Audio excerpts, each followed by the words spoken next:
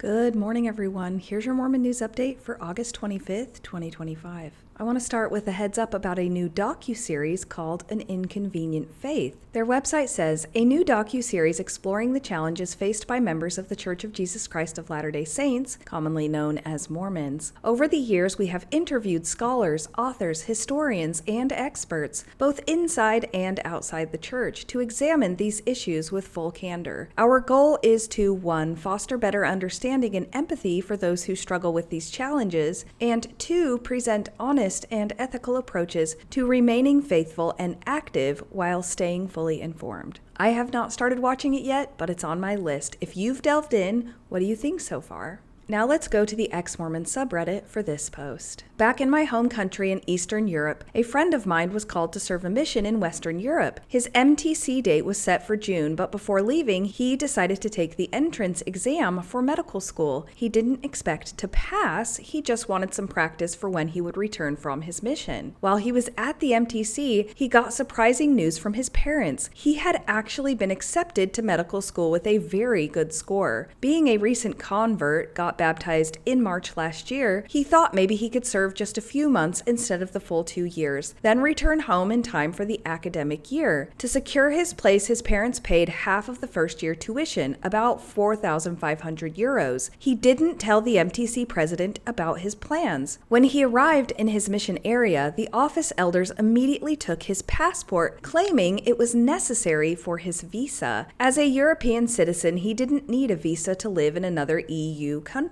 During his first interview with the mission president, he mentioned that he planned to return for school at the end of September. The mission president apparently thought this was a joke. About a month into his mission, he realized it wasn't for him. The conditions were harsh, with barely enough money to live, expectations to work while sick, and strict rules. He called the mission president and asked to be released. The mission office was furious. They placed him in a trio with the zone leaders, refused to return his passport, and told him to pray and repent because it was a trial. Fortunately, in Europe, national ID cards can serve the same purpose as passports. His parents bought him a plane ticket. Early one morning, he packed a carry-on and left. The zone leaders tried to stop him, but he threatened to call the police if they didn't step aside. At the airport, the mission president met him. Instead of trying to persuade him to stay, he threatened disciplinary action. My friend calmly told him that if he didn't return his passport, he would report him to the authorities. The mission president finally handed it over, pleading with him to reconsider. His last words to my friend were, "Do you have any idea how much harm you caused to my mission?" This is every mission president's nightmare. Probably he was expecting some GA calling, and having missionaries running away doesn't look good. But keep in mind, mission presidents live in mansions, while missionaries live in cockroach-infested flats. Now my friend is preparing to start his medical degree. He has been invited to meet with the local mission president several times, and according to the last updates, was dishonorably released from his mission. Last I heard, he left the church entirely. We need more young people like him, willing to make their own informed decisions and stand up for themselves, even in situations of intense pressure. Also, his mission president got a reality check. Outside church, he has zero authority. I love this story, and I hate it. Whenever I say that mission presidents confiscate passports and lock them up in the mission office, I get pushback. This does not happen in every mission, but it happens in many, and it makes it difficult for missionaries to leave if they so choose. It is also a form of human trafficking. Document servitude, defined under federal law, involves confiscating or destroying immigration or identity documents to compel a person's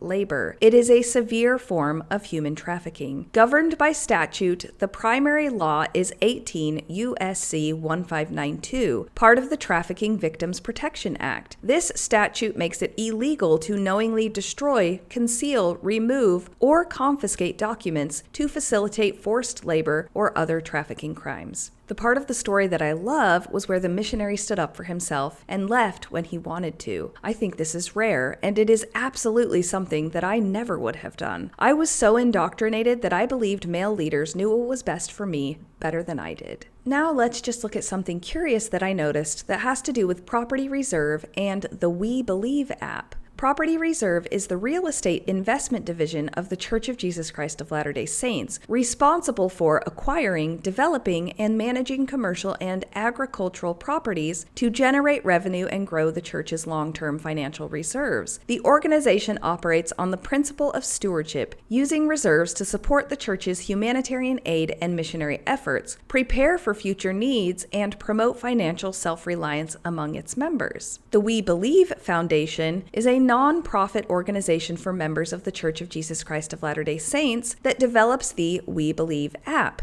a mobile application designed to help users build a consistent and meaningful daily scripture study habit. The app provides daily devotionals, a journal for personal reflection, and other resources to aid in scripture study, and it is a supplemental tool. It is claimed to not be created or endorsed by the Church of Jesus Christ of Latter-day Saints. However, in all of my researching and reading and looking, I have noticed that the logo for Property Reserve and the logo for the We Believe Foundation look eerily similar. This visual alignment raises questions about the true purpose and relationship between the two organizations. Maybe it's just a coincidence that they look so alike, or maybe they are more closely related than they let on. Now let's go back to the Ex-Mormon subreddit for this post. It's a screenshot from the LDS Tools app. It shows a redacted member's name under which it says, "Member for 4 months, 10 consecutive sacrament meetings missed. 5 church friends in the stake identified. Ordained priest, eligible to receive Melchizedek priesthood." Under which there is another member's name where it says, "Member for 1 year less than 1 month, 6 consecutive sacrament meetings missed, 1 church friend in the stake identified, not yet received the Aaronic priesthood."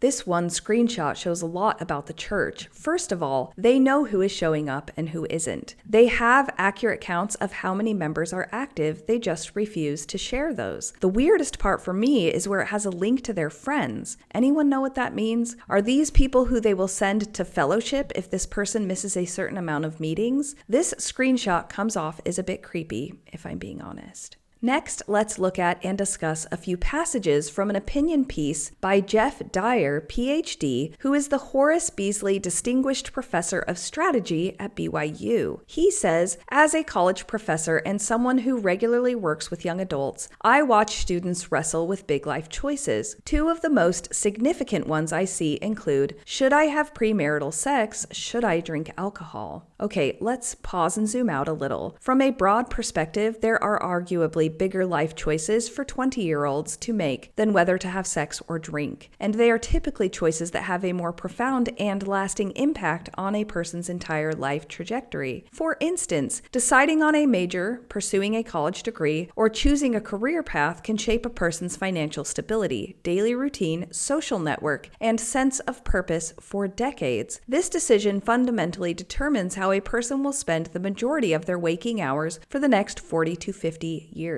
Choosing a life partner or deciding to marry is widely considered one of the most significant decisions a person can make. This choice affects one's emotional well-being, daily life, financial future, and family structure in a way that is profoundly integrated and often irreversible. I understand that Jeff likely doesn't see this as separate from having sex because he believes that people should wait until marriage for that, so sex and marriage go together. Another big decision could be taking on significant debt, example, for a home, car, or school. Making investment choices or choosing a path that leads to financial independence can define a person's future security and freedom. Jeff goes on to say, most college students in the United States say yes to both, in part due to peer pressure. Okay, maybe, but also it could just be because it's developmentally appropriate for college-age students to start exploring that part of themselves. He goes on to say, universities do little to encourage abstinence. At BYU, however, students commit to completely abstain from sex and alcohol through an honor code. To students elsewhere, that may seem odd, even prudish. Few choose a school with such strict rules. Total abstinence can feel extreme. And guess what? A lot of the students at BYU are not abstinent. Why? Because it is developmentally appropriate for them to start exploring themselves in that way. Your high horse is not that high, Jeff. It's actually just riding through purity culture and causing young people to feel shame about very natural and healthy parts of themselves. Jeff then says, I've counseled many young adults who've said, one drink won't hurt, or I love him, so I think it's okay to have sex. And honestly, they might be right. Once. One drink or one encounter may not lead to disaster, but I've seen when it does. Okay, here's the real rub. When one encounter leads to disaster, it is likely because the people involved have not been properly educated about how to experiment safely. If more time was spent on education and less time on fear-based abstinence tactics, there would be less disasters, as Jeff calls them. He then says, I've spoken with students who said it only happened once and still experienced an unplanned pregnancy. The emotional toll, the tears, the stress of a life-altering event is heartbreaking. And even when there's no immediate consequence, another issue often follows: habituation. Oh boy, Jeff, no. But also, yes, it's normal for a 20-something person to have a lot of desire. It's normal.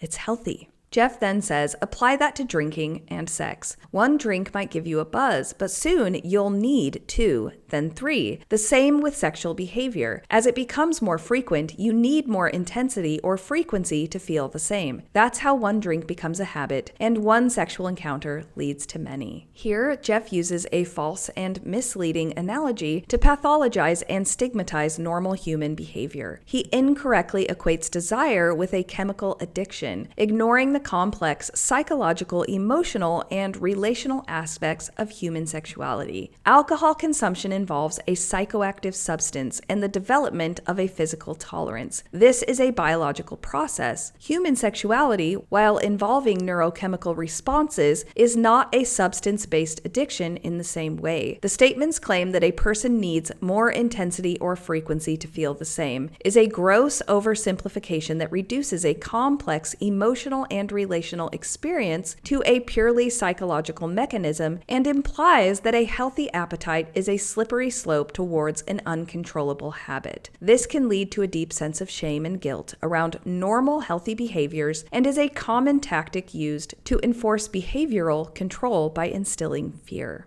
Jeff then says, here's the point. When we chase a physical high, whether from alcohol or sex, our bodies push to repeat and escalate the behavior. No one plans to drive drunk, but it often starts with casual drinking. No one plans to be an alcoholic, yet more than 14 million Americans are. Likewise, no one plans to get an STI or become a parent before they're ready. But through habituation, one experience leads to more and risk grows. The part of this paragraph that bothers me the most is where he says no one plans to get an STI, because he is essentially saying that as long as you don't have premarital sex, you're safe, which is not true. In the past, I had numerous active Mormon friends and family members who had to get checked for STIs and some who tested positive when their temple married spouses stepped out on them. Jeff then says, young adults often think that won't happen to me, especially in the beginning, but then life hits, a tough breakup, a friend dies, a job falls through, depression creeps in, financial pressure builds, and suddenly things feel out of control. In those moments, people reach for comfort, and if they've used alcohol or sex before, they're more likely to turn to it again.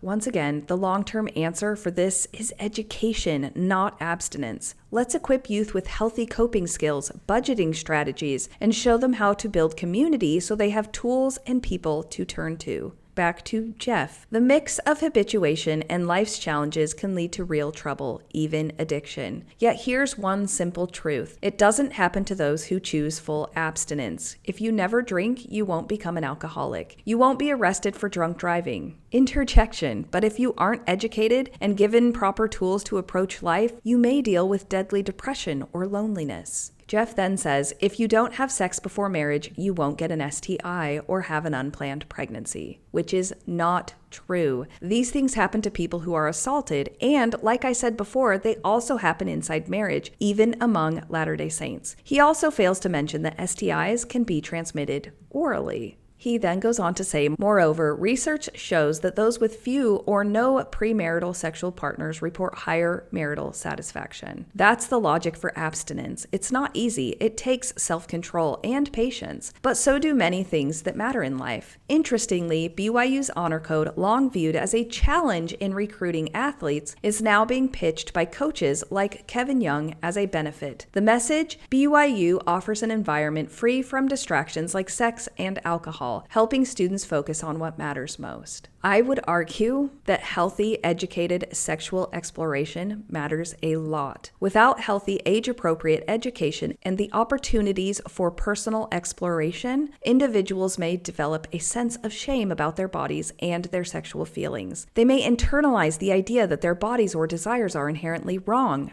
dirty, or something to be hidden. An absence of early exploration can also result in a lack of self-awareness. When these individuals enter into relationships, they may feel insecure or lack the confidence to communicate their needs, desires, and boundaries effectively with a partner. This can lead to unfulfilling or unsatisfying experiences, as well as a lack of understanding about what they truly want. And, like has been shown in many studies, a lack of comprehensive sexual education doesn't mean a person will be less likely to have sex. Instead, it means they are more likely to do so without the necessary knowledge, communication skills, or confidence to make healthy choices. This can increase the risk of unwanted encounters, STIs, and a lack of understanding about the importance of mutual consent and communication.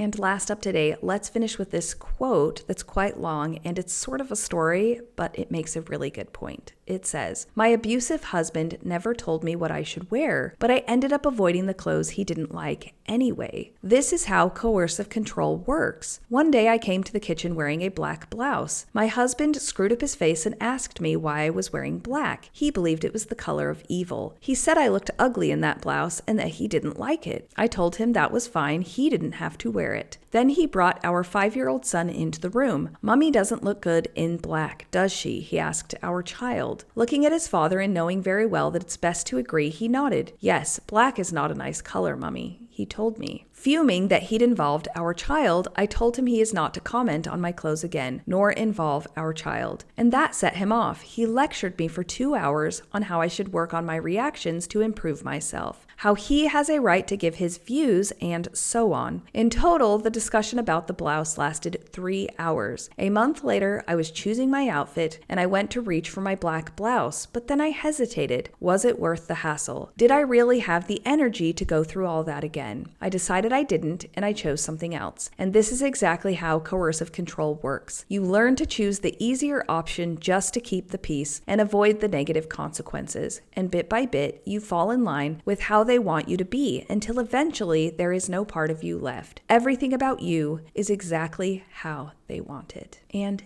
that's your update for today, folks. I absolutely hope you have the day that you deserve.